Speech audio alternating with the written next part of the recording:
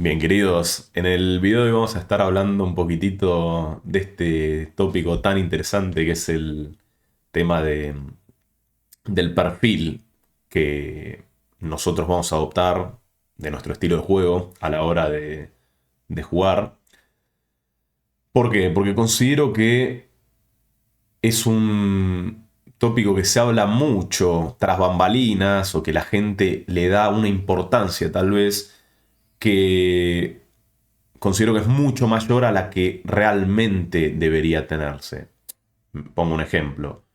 La inmensa mayoría de la gente es NEET y gran porcentaje de esa gente no quiere ser un NEET y cree que hay algo malo con ser un NEET. ¿Cuántas veces dije NEET sin contar el último NEET? Pero, ¿y a qué me refiero con esto? Que el foco nunca debería estar en rótulos, si se quiere, no, yo soy redliner, yo soy esto, yo soy lo otro, porque siempre lo que vamos a buscar, en vez de ser un tipo de perfil, agro o whatever, va a ser el perfil más inteligente que podamos respecto a las variables que tenemos en cuenta. ¿Se entiende? Que eso lo vamos a ver más al final del video. Pero me parece clave ir comentando un poquitito las características de ciertos perfiles, sobre todo obviamente de un regular, para que bueno, podamos ver un poquitito más en profundidad todo esto. Y sin más, vamos a arrancar con lo que sería un NEET en general. Obviamente hay distintos tipos de NEET. Está el NEET pagafantoso, está el NEET ultra NEET, etcétera, etcétera. Pero en general, un NEET más o menos, ya que juega a un nivel interesante, o sea, el típico jugador que toda la vida fue NEET, en general va a tener ciertos pros y ciertos contras, obviamente, como podemos ver acá. Y sus fortalezas van a radicar primero que nada en que juega muy bien por valor, o sea, sabe valuetear muy bien, algo que es muy interesante porque claramente siempre que tenga valor, en general, eh, se la va a estar llevando casi que sin varianza, porque siempre tiene las de ganar. Suele evitar muy, pero muy bien el tema de los spots marginales, sobre todo si no es un NIT pagafantoso. ¿Por qué? Porque dice, bueno, acá ni me meto, overfoldeo masivamente y cuando tiene una mano que tal vez es medio close o que gana poquito, pero que no se quiere meter en quilombo, listo, se la ahorra y listo. Y obviamente tiene una estrategia muy, pero muy clara, porque dice, acá juego por valor, tal vez si tengo un buen fish, hay que ver qué tipo de estrategia tendrá contra fishes, que en general la mayoría de nits no juega muy bien contra fishes, pero hay algunos que sí, y los que juegan muy, pero muy bien contra fishes, imprimen, básicamente porque se ahorran todos los spots marginales donde un regular que sobrepiensa las cosas y dice, no, este acá me puede estar haciendo esto, y se los ahorra, te mete el valor, se pela el fish y otra cosa mariposa. Entonces, esos son los pros, si se quiere ser un NIT, y obviamente tiene muchas contras que sobre todo no son contras en cuanto al tema de la construcción de una banca, que eso lo vamos a ver cuando analice el próximo perfil, eh, porque incluso va a ser preferible ser un NIT antes que ser ese perfil, sino que son contras que en cuanto a un sentido más superador de, de juego, siempre lo relegan a hacer cosas muy mecánicamente, como por ejemplo su rigidez y su falta de creatividad de intentar cosas nuevas, que muchas veces eso es lo que, al menos para mí, a mi humilde entender, es lo que, una de las cosas que yo también más valoro del póker, tipo de poder pensar las cosas, obviamente, después si decís, che, bueno, acá foldeo esto, pero me pongo a pensar en la mano, la estudio, trato de buscarle sentido a las cosas. En general, la inmensa mayoría de nits dice, bueno, listo, no, chao. O sea, opero con este tipo de creencia, listo, chao. O sea, ni me gasto en pensar las cosas, si se quiere. Y eso considero que, junto con, como podemos ver ahí abajo, la aversión a la pérdida y al riesgo, hacen que no se, no se viva el póker de una manera sí, de disfrute o de, qué sé yo, de artística, agradable, si se quiere, y se enfoca mucho más en lo básico, o sea, no se piensa fuera de la caja, si se quiere, y bueno, esto claramente va a hacer que nunca lleguemos al potencial de lo que podríamos alcanzar si estas cosas las tuviéramos más, más a flor de piel y más en nuestro día a día, ¿no? Y después, obviamente, lo que considero que es una contra es que justamente toda esta rigidez, toda esta aversión al riesgo que tienen, muchas veces los hace ver las cosas de una manera donde pierden un EV clarísimo en muchas líneas, sobre todo la típica línea donde ellos consideran tener showdown y la realidad es que tal vez tienen un ligero showdown, me lo invento, tienen un a high en un single raise pot, tipo en un board donde es clarísimo que el rival no tiene nada, y esta gente se da check, check, check, check, check, como si el EV del check fuera mayor al EV de blufear. Y claramente son líneas que yo muchas veces incluso le digo que son en niveles ya no limit 500, no limit 1000, o sea, no estamos hablando de no limit 25.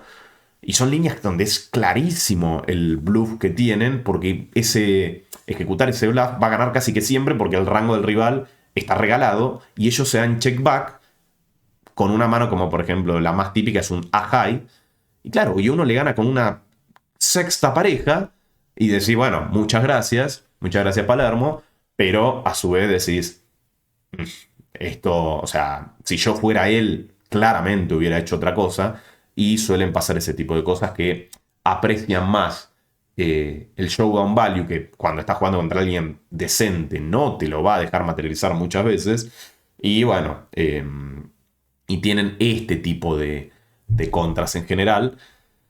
Pero bueno, también está el otro perfil bastante común de regular, aunque el NIT en general es por escándalo el que más abunda, pero también está el tipo humano de yo NIT no soy, o sea, que trata de, sí, de como sabe que hay como un preconcepto y un prejuicio hacia el NIT, trata justamente para no serlo, hacer ciertas cosas que en general le terminan costando carísimo. ¿Por qué?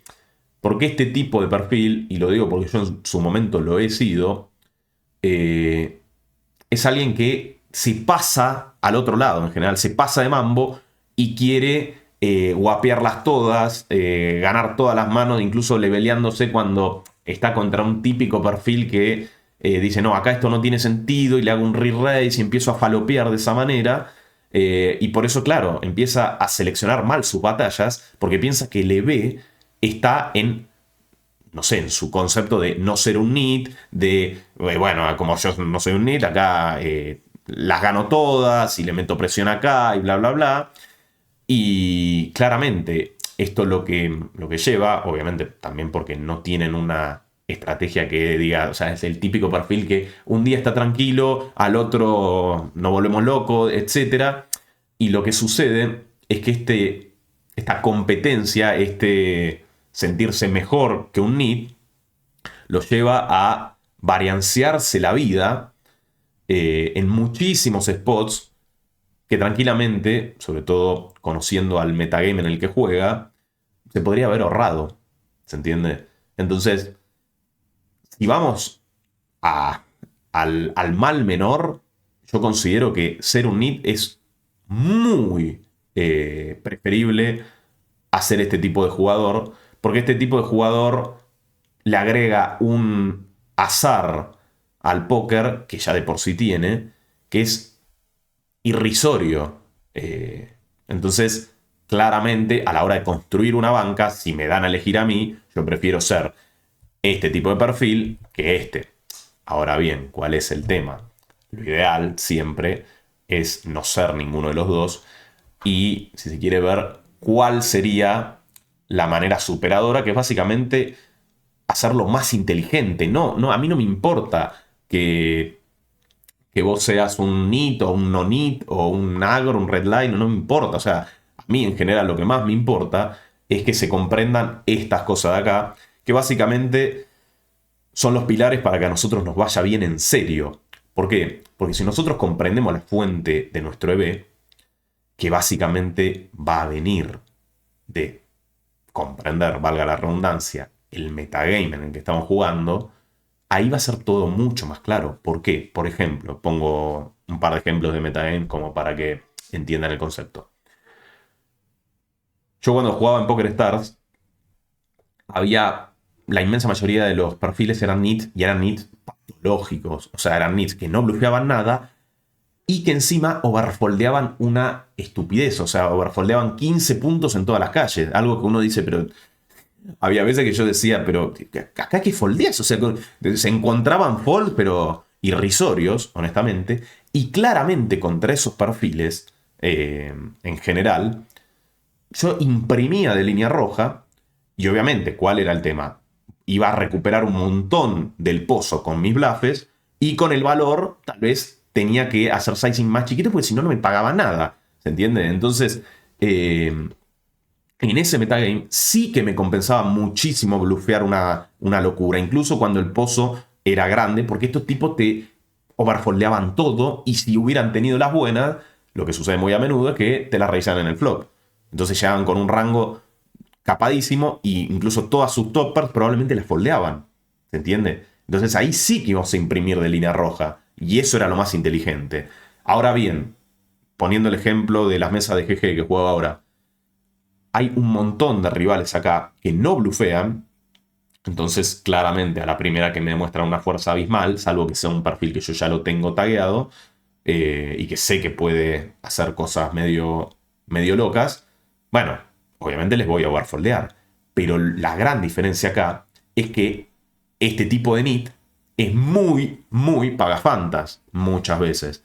Entonces, claro, uno dice, a este tipo, yo a la hora de betear, sobre todo cuando el pozo es grande, no le voy a blufear. O le voy a blufear a cuentagotas en un spot que digo, bueno, acá, como no hay bluffes disponibles, sí que mis bluffes van a recuperar más CB. Pero si no, en general, si es el típico spot que busteó todo y cosas así, ni me gasto. Y esa es la idea, ¿se entiende? Obviamente, si estamos, como decimos acá, priorizamos la creatividad siempre contra perfiles, en general van a ser los fishes o los nits que son ultra nits que, como el caso este de PokerStar que les decía, ya sabemos que van a foldear una locura en todo lado. Bueno, a eso sí le podemos recuperar mucho más con el bluff.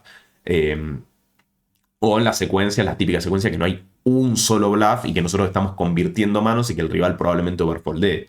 ¿Se entiende? Pero esta es la clave, tipo, el que mejor se adapte a cada metagame es el que mejor le va a ir y este es el tipo de perfil que yo los invito a hacer, básicamente, y siempre buscando, si se quiere, no, nunca un rótulo de, no, yo soy, o sea, si vamos a buscar un rótulo, de mínima que sea el de ser un top reg o un tipo muy inteligente que, bueno, entiende dónde está el EV y va a ir a buscar eso en vez de, que muchas veces lo he visto, de ser un redliner. O sea, la gente quiere ser un redliner y eso sí va a tener sentido en tanto en cuanto el metagame en el que estés jugando te permita ser un redliner. Porque claramente si estás jugando en un metagame que son todas ballenas, todos enfermos, y obviamente que vos vas a hacer un blue liner y la red line la vas a tener a cuentagotas. O sea, lo más inteligente ahí sería tenerla incluso perdiendo un poquito, break even o lo que fuera. Pero lo que siempre queremos priorizar es eso. ¿Qué es lo que más CB nos va a dar respecto al metagame que estamos jugando, ¿no? Entonces, nada, queridos, espero que les haya gustado este video, que les haya servido. Y bueno, cualquier consulta, cualquier recomendación que me quieran hacer es bienvenida, como para idea de otros videos, lo que fuera, en los comentarios. Así que nada, sin más, nos despedimos y suerte en las mesas. Chau, chau.